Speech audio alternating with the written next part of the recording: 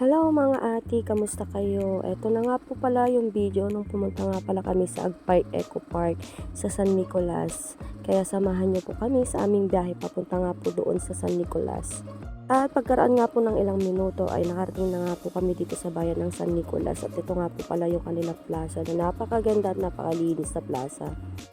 Bago nga kami pumunta at makapunta nga dun sa Agpay Eco Park ay nga dumaan nga muna kami sa palengke para nga bumili ng aming mga kakain dahil mga alas 9 pa nga nung bumiyahe nga kami dito ay hindi pa kami nakakapagluto ng mga uulamin dahil ang bali lang niluto lang namin ay kanin at saka yung pasta ay sabi nga ni ate na dun na lang daw kami ihaw-ihaw na bibili na lang nga dito. Pagkarating nga namin dito sa palengke at ayan, nandito na nga kami sa kanilang palengke na napakaganda at napakalinis sa kanilang palengke at napaka-organized.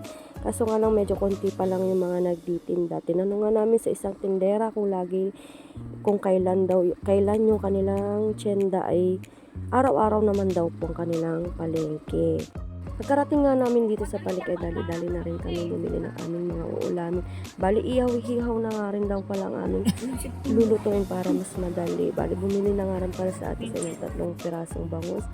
At bumili na siya ng crab. Tapos si auntie tsaka si tito naman ay bumili ng karne para pang ihaw-ihaw.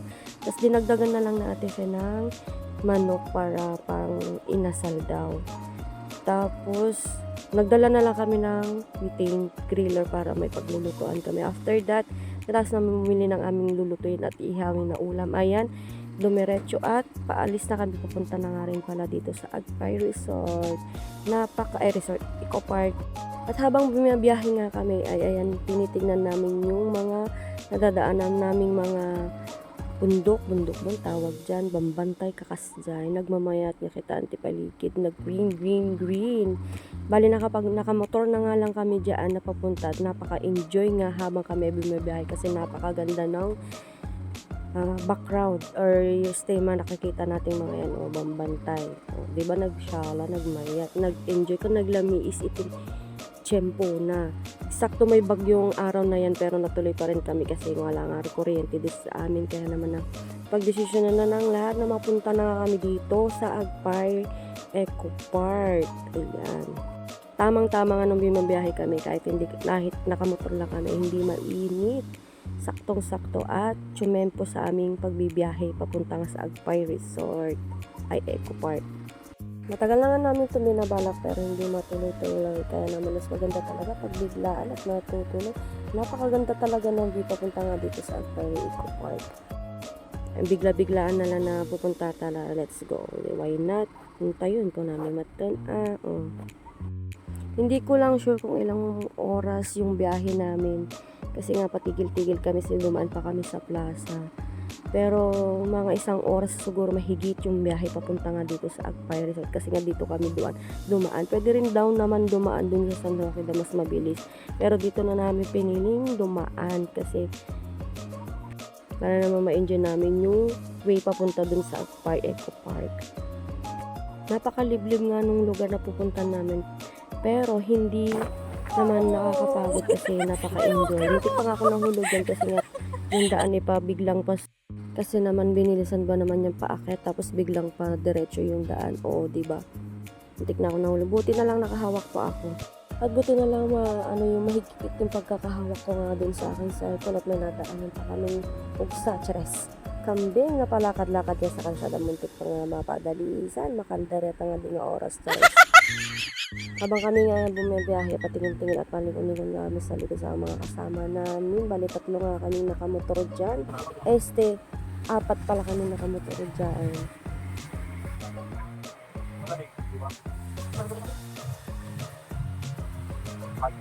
Pauli.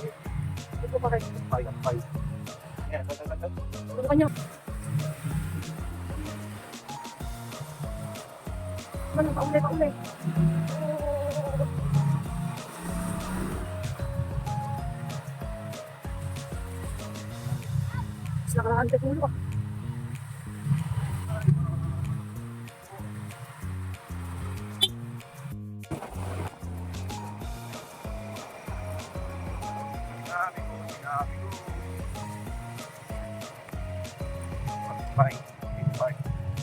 Finally, ayan, natatanaw ko na nga yung Agpay Eco Park at dito na nga kami.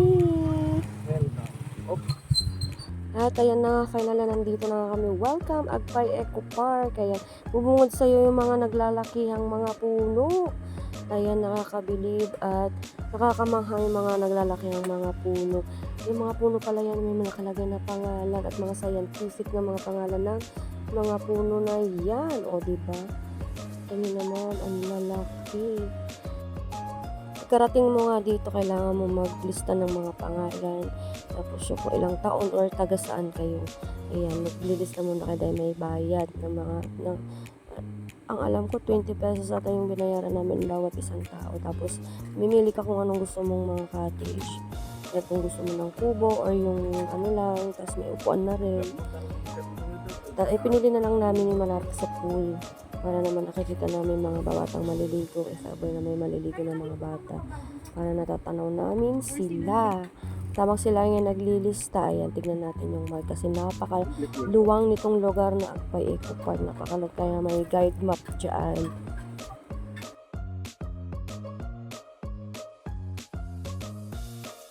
At habang nandito nga kayo sa entrance, ay may ganyan din na palaro sila, may airsoft. Yung tawag ba dyan? Airsoft. Yan, pwede kayong maglaro dyan. Hindi ko lang sure kung magkano yung babay. Mga 100 ata ang isa. Ng isang loaded. Nung airsoft gun. Ayan. At napakaluwang nga rin ng kanilang parking area. At pwede ka rin bumili dito kasi may mini tindahan sila dito sa loob. Kung may magdadala naman kayo ng inumin, magbabayad na lang kayo ng charge. Kung dito naman kayo sa loob bibili, wala ng charge. Ayan. Papakita ko sa inyo yung palibot nitong Agpay Eco Park. At may ano rin pala dito, pwede kang mag-fishing ng tilapia ng paltat. Yung paltat lang natanong namin, isang kilo daw is 130. Ayan, nung pagpasok na namin, tinignan ko na agad kung anong laman nito. Ayan, nakita namin may mga tilapia. Napakadaming tilapia. Talaga naman mare-refresh ka dito pag pumunta ka dito sa Agpay Eco Park kasi napakaganda ng view, napakalinis, kahit mapuno siya, napakalinis, wala ka makikita mga down na nagkakalat at napakabait din ng mga staff nila dito. At dito na yung napili naming cottage, sa kubo-kubo na lang sabi naman nung ate na kasyang-kasya nga kami dito kasi napakarami din namin. At pagkarating nga namin, ayan, inanap na agad namin yung pag-iihawan at paghuhugasan. Medyo malalayo-layo nga lang yung paghuhugasan at pag-iihawan. Kasi nga, nature lovers sila. Medyo malayo sa mga kubo-kubo yung pag-iihawan at paghuhugasan. Napakaluwang nga yung hugasan tsaka nung pag-iihawan. Talagang bagay na bagay dito pag maraming tao. Sabi daw nila maraming daw talagang tao dito pag weekends. Friday kami pumunta dito. Kaya halos kami lang yung tao dito. Pero mas maganda na rin para ma-enjoy namin yung lugar. At meron din ganyan mga isang ganyan, no?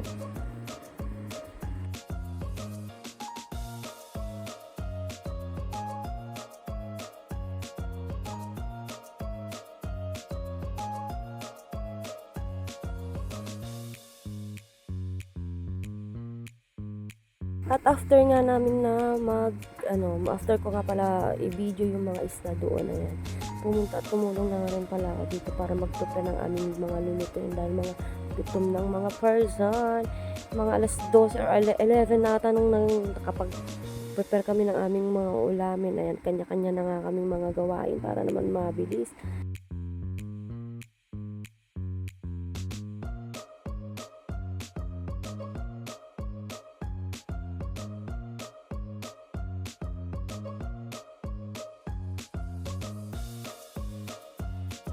At after nga mahugasan at malinisan yung mga iihawin na yan, nag-ready na nga rin silang mag-ihaw ng bangus tsaka ng pork chop.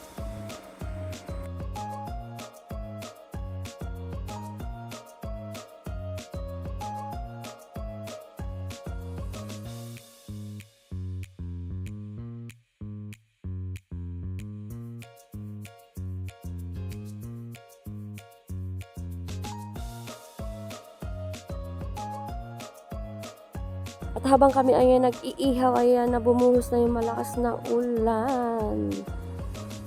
At At kahit nga maulan na yan, gumura pa rin ang mga person para naman makapasyal dito sa Agpay Resort.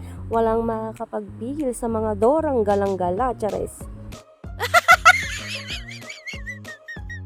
Napabili nga rin pala ng buntot ng baboy sa Ate Fe, kaya naman sisigang na nga lang namin para may mahigop kami sa tamang-tamang panahon ng ulan ng ulan. After maluto ng lahat ng aming mga ulam ay for the kain ng mga person kasi mag 1 PM na tong mga oras na to. Gutom na gutom ng mga person. At sa totoo lang, hindi talaga kami kasya dito sa kubo na sinabi na ate na kasya kami dito sa kubo. Parang nakita ata ni ate na pare-parehas kami ng size. Chares. At after namin magsikain, ayan ang napakabilis na. Dahil nga sobrang gutom ng mga person. Naligo na nga rin pala yung mga bata. After nilang kumain. Tas kami naman, ayan, nag-tour nga dito sa CR. O, diba, nagsyalat at CR na naglinis. Sa sobrang linis nga nung CR nila, at nung paliguan nga nila, ay ayan, iniwan ko na nga rin pala yung tsinelas ko. O, diba? Nahiya yung paa ko, iniwan yung tsinelas. At lahat po ng mga hugasin at lababo nila dito ay may mga panghugas ng kamay. Ayan pa yung, ayan talaga pinakita ko sa inyo, may mga pangalan at scientific name ng mga puno na nandito. At ayan nga pala, yung nakikita yung ano na yan is pasalubong center daw. Yan, hindi na kami pumasok doon kasi wala pa silang mga item doon sa loob. Tapos ayan, magtutur tayo dito sa likod. O, diba, napakaluwang. Ayan po yung mga ibang cottage. Yan yung mga cottage na hindi ko na videohan. Yung mga table nila dyan, may mga drawing na napakagandang art. Ayan. While tingin-tingin kami dito at nagbibideo, ay sila naman ay nagpipicture taking ng mga person. Syempre hindi tayo magpapauli dyan, magpicture din tayo.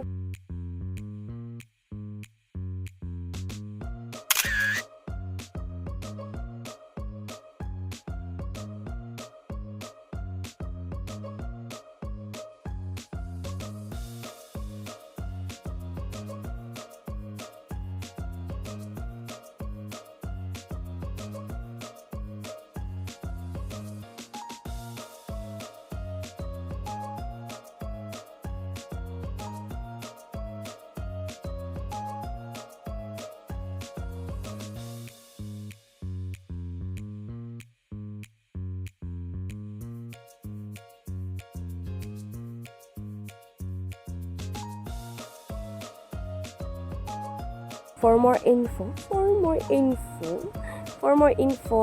ayan, search nyo lang yung Agpay Eco Park. May page po sila kung anong mga gusto nyong information na gusto nyong malaman dito sa Agpay Eco Park. Search nyo lang po. Bali yung tinuturo ko kanina ay doon yung gaming area nila ng airsoft. Mamaya aakyat tayo doon at ipapakita ko sa inyo yung area.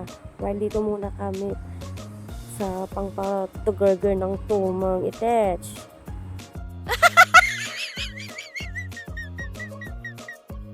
Masarap sana maligo dito, kaso nga lang malakas yung agos kasi nga naulan at may bagyo. Pwede naman daw maligo dito, wag lang yung ganitong malakas yung alon. Kasi may bagyo nga, di ba? May bagyo. Charis.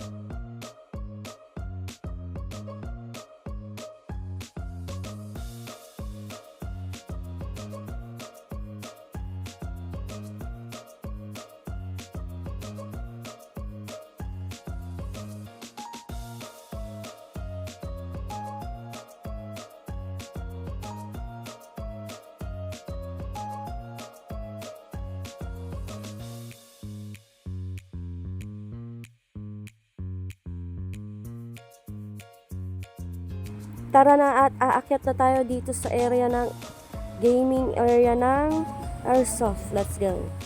Aakyat tayo.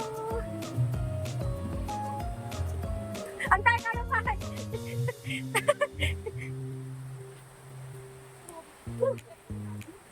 Kahit umuulan.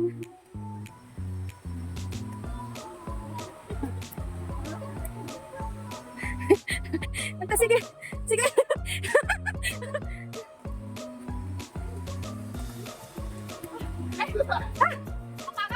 Pantol mo lang natin.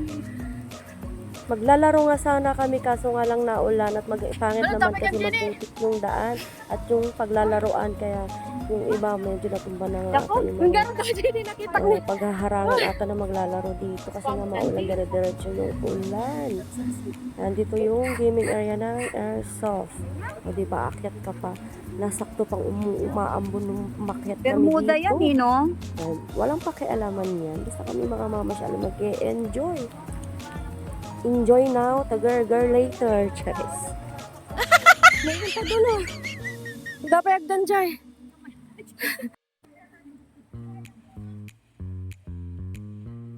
Pababa naman kami, pababa.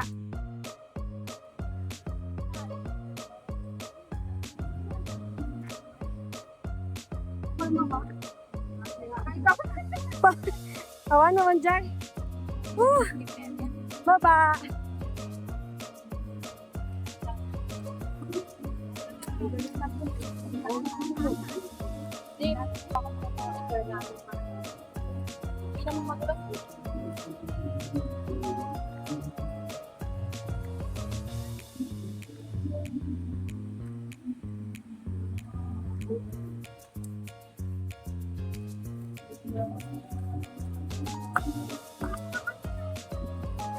Pagpunga talaga ako.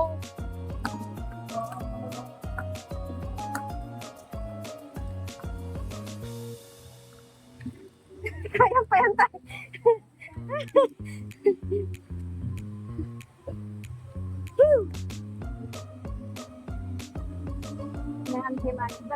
Tawa na lang. Kaya mama ko na nasa tempo din.